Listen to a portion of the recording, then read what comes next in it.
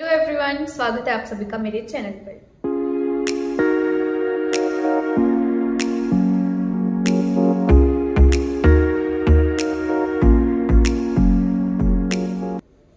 जैसा कि हमने कल वाले पार्ट में ना वर्ब्स के कुछ ये समझा था कि वर्ब्स होते क्या हैं, प्लस उनके टाइप समझे थे दो, ट्रांजिटिव एंड इनट्रांजिटिव।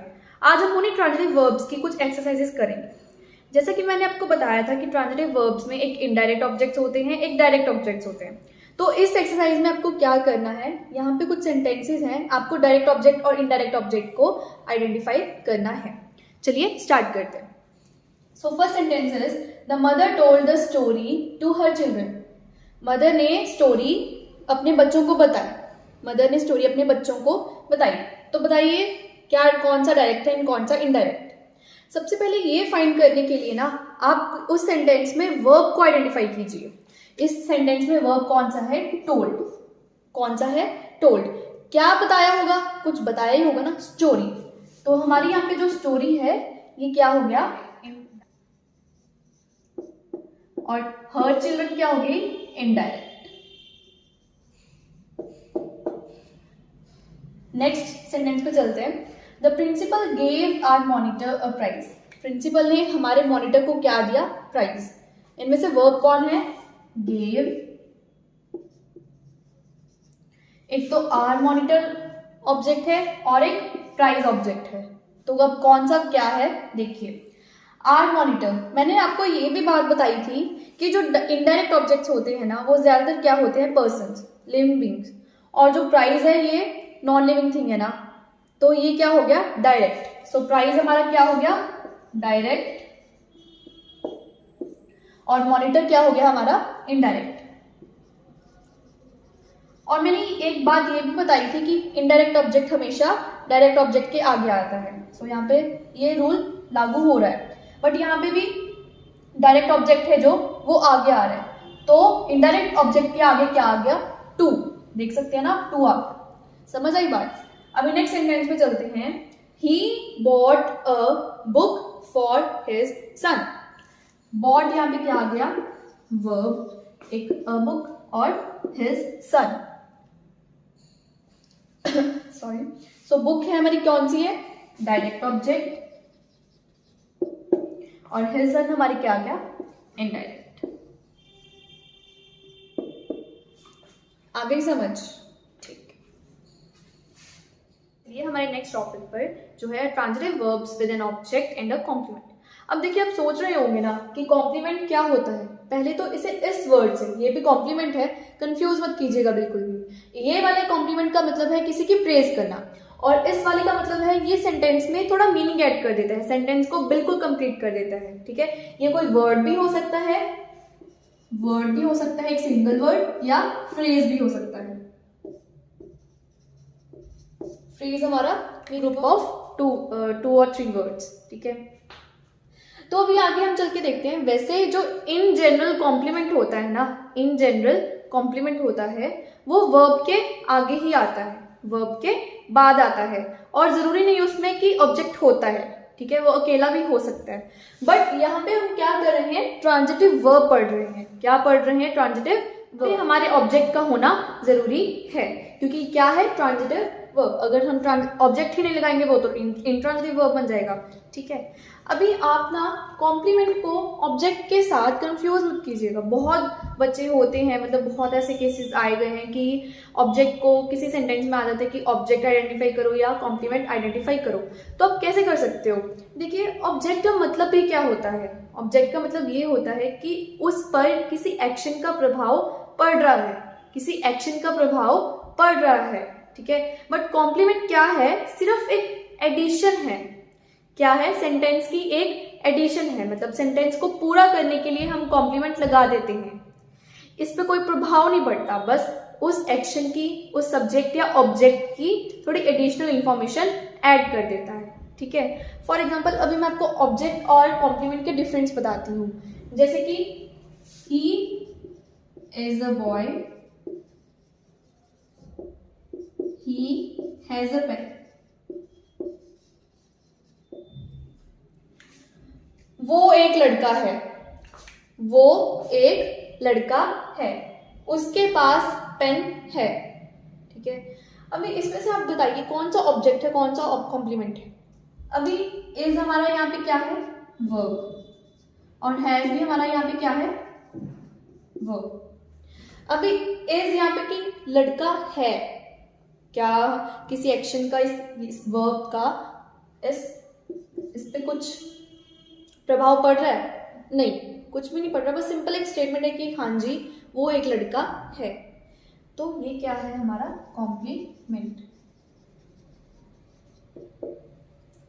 अंडरस्टूड। और ये उसके पास एक पेन है, उसके पास एक पेन है, मतलब उसके पास एक क्या है, पेन।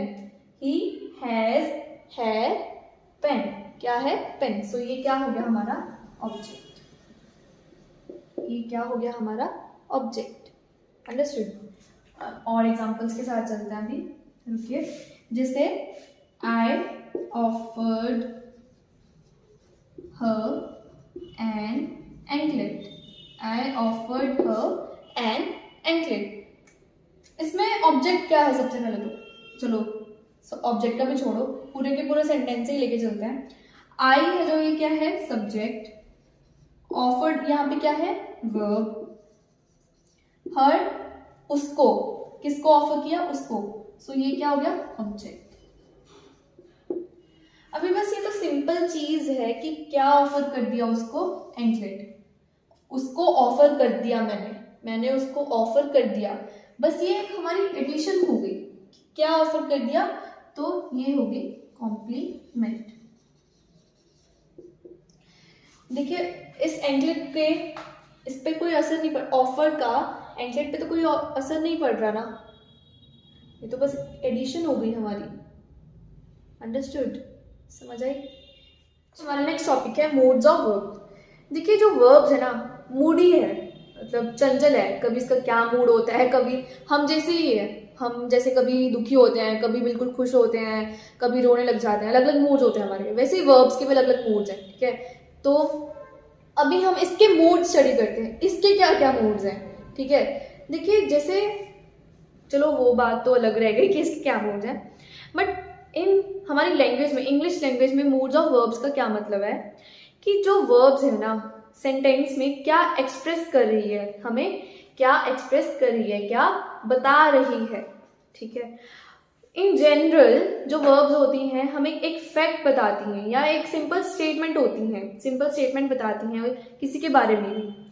फॉर एग्जाम्पल मैं बताती हूँ, रीटा, मैं बार बार ये एग्जाम्पल ले रही हूँ, Rita goes to school daily. Rita हर रोज स्कूल जाती है, ये क्या है, बस एक सिंपल स्टेटमेंट से तो है ना कि हाँ जी भाई रीटा स्कूल जाती है, नॉर्मल बात है, हर कोई स्कूल हर रोज जाता है, ठीक है। बट क्या है, जैसे मैं आपको बोलूँ, आपके टीचर्स बोलते हैं राइट स्लोली, धीरे लिखो, तो एक तरह का ऑर्डर हो गया ना, एक तरह का कमांड हो गया कि आपको अपने टीचर के हिसाब से चलना है जो उन्होंने बोला है। तो ये क्या हो गया, इम्पेरेटिव मूड हो गया उसका।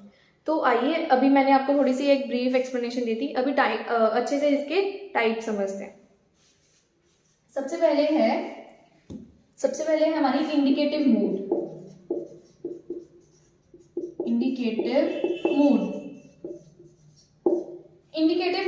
इंडिकेटिव वर्ड किससे बना है, इंडिकेट करना, मतलब ये क्या इंडिकेट करता है, सिंपल स्टेटमेंट, ठीक है, वही आपको बताया था। जैसे Rita goes to school daily, वो हर रोज स्कूल जाती है, एक फैक्ट इंडिकेट कर रहा है। फर्स्ट तो यही हो गया फैक्ट, कोई भी फैक्ट इंडिकेट करने के लिए, ठीक है।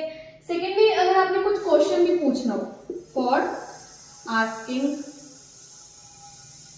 क्वेश्चंस, फॉर एग्जाम्पल इसकी आ गई, व्हाट आर यू डूइंग, आप क्या कर रहे हो।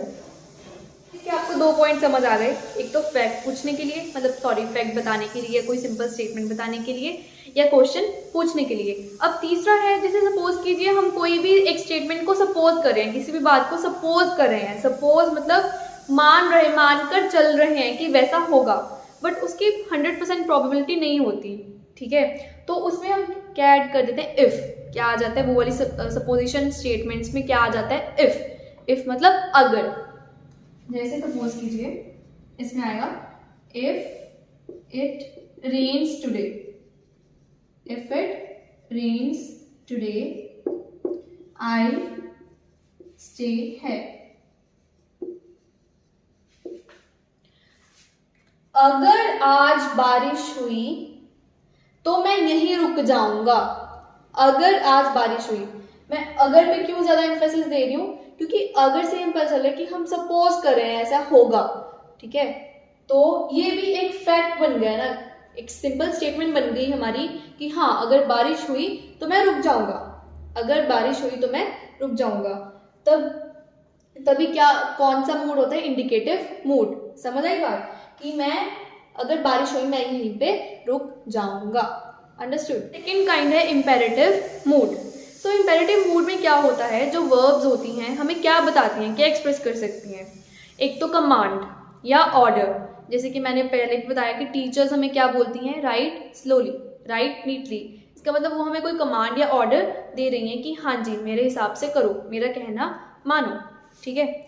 सेकेंड है अगर हम जब किसी को प्रे करते हैं, ठीक है, या किसी से मांगते हैं, जैसे कि हैव मर्सी अपॉन अस। एक मिनट पहले मैं ये लिख दूं, फर्स्ट इज कमांड या ऑर्डर, इसकी एग्जांपल होगी राइट नीटली, ठीक है।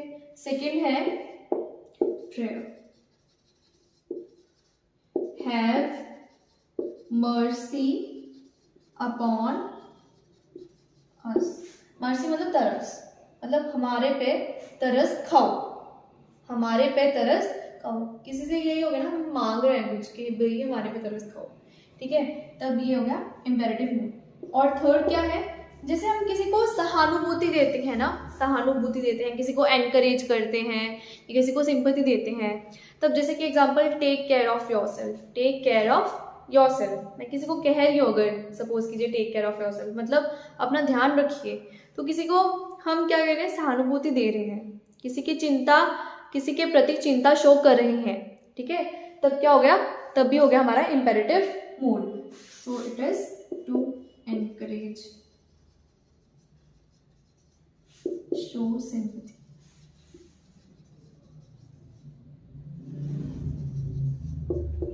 इसकी एग्जांपल आ गई, टेक केयर ऑफ योरसेल्फ, अपना ध्यान रखिए। सो इम्पेरेटिव मूड में ना एक और बात है कि इम्पेरेटिव मूड है हमेशा सेकंड पर्सन के लिए यूज होता है।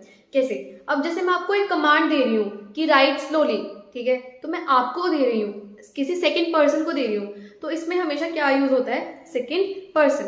बट आप कभी कभार ये कर सकते हो, अगर आपने फर्स्ट या थर्ड पर्सन यूज करना हो ना, तो आप क्या ऐड करो, लेट, क्या ऐड कर दो, लेट। अब इसका क्या बनेगा, लेट अस गो, ये फर्स्ट पर्सन प्रोनाउन हो गया ना, सो लेट अस गो या लेट हिम गो। हिम क्या हो गया, थर्ड पर्सन, और लेट यहाँ पे हमारी क्या होगी, हेल्पिंग वर्ब। ये हम आगे चल के करेंगे इनके बारे में, ठीक है। बात और जो इम्पेरेटिव सेंटेंसेस होते हैं ना, उनमें क्या है, सेकंड पर्सन को काट दिया जाता है, मतलब ओमिट कर दिया जाता है। जैसे कि यू, अभी हमने लिखा था राइट क्लियरली, ठीक है, टेक केयर, तो यहाँ पे वैसे तो हमने लिख दिया था टेक केयर ऑफ योरसेल्फ, लगा दिया था हमने, बट अगर हम सिर्फ ये भी लिख दें ना, टेक केयर भी लिख दें, तो वो भी चलेगा, ठीक है। तो जो सेकंड पर्सन है वो ज्यादातर हम ओमिट कर देते हैं, मतलब उसको हटा देते हैं। काइंड है सब्जंक्टिव मूड। ये क्या होता है, जो इसमें वर्ब होती है ना, वो क्या हमें एक्सप्रेस करती है, या तो हमें विश एक्सप्रेस कर सकती है, कोई होप, कोई भी डिजायर, या कोई भी एक ऐसी स्टेटमेंट होती है जो जिसकी प्रोबेबिलिटी बिल्कुल जीरो होती है। फॉर एग्जाम्पल, मैं एग्जाम्पल से समझाती हूँ, विश के लिए या होप के लिए। विश यहाँ पे है कि किसी को हम जैसे विश करते हैं ना, या होप के लिए, ठीक है, for example God bless you, heaven save the king,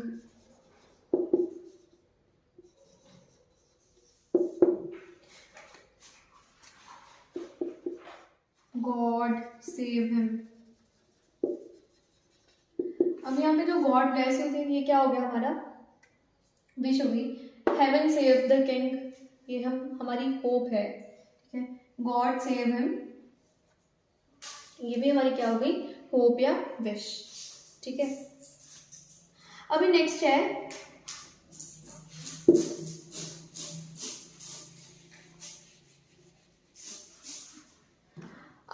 है कोई हमने अपनी डिजायर प्रकट करनी हो, ठीक है।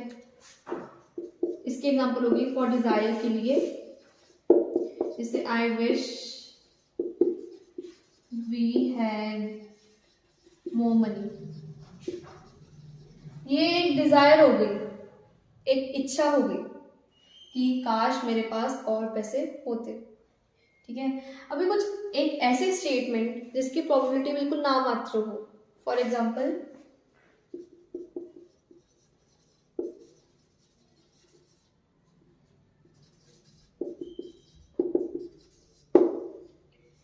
if I were you, if I were you, I would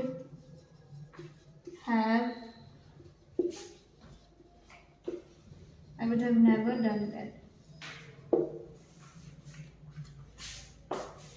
If I were you का क्या मतलब हो गया, अगर मैं तुम्हारी जगह होती तो मैं ये काम कभी नहीं करती, बट मैं अब किसी की और जगह नहीं ले सकती, किसी और की जगह नहीं ले सकती, तो इसमें क्या होगी, जीरो प्रोबेबिलिटी होगी। समझ आई बात। उसके लिए सारे क्या यूज होते हैं हमारे सबजंक्टिव mode. Understood.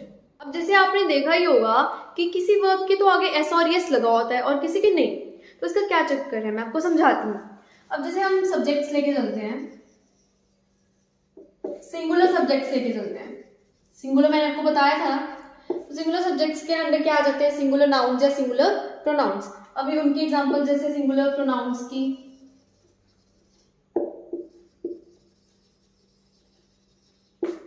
I, you, he, she, it, और प्लूरल में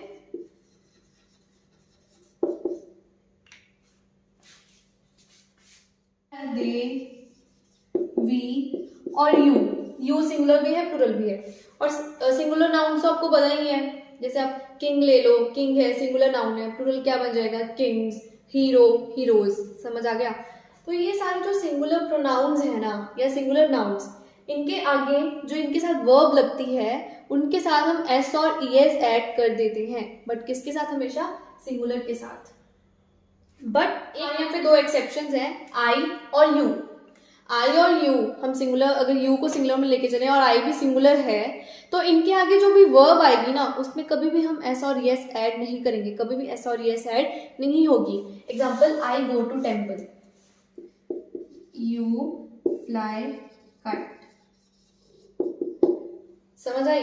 इसमें किसी पे भी एस और यस नहीं ऐड होगी, ये वर्ब्स एज इट इज रहेंगी। बट अगर आगे प्लूरल सब्जेक्ट आ गया, क्या आ गया, प्लूरल सब्जेक्ट, क्या आ गया, प्लूरल सब्जेक्ट, तो उसके आगे भी वर्ब्स एज इट इज ही रहेंगी, वर्ब्स एज इट इज ही रहेंगी, कुछ चेंज नहीं होगा। For example, they go to school together, we go to school together, ठीक है। You all go to school together, कुछ ऐसे। समझ आई बात। अंडरस्टूड। ठीक है, तो आज की वीडियो के लिए बस इतना ही, और हम कल बाकी का पार्ट कल करेंगे। थैंक यू, एंड प्लीज मेरे चैनल को सब्सक्राइब कर दीजिएगा और मेरी सारी वीडियोस को लाइक कर दीजिए। Thank you.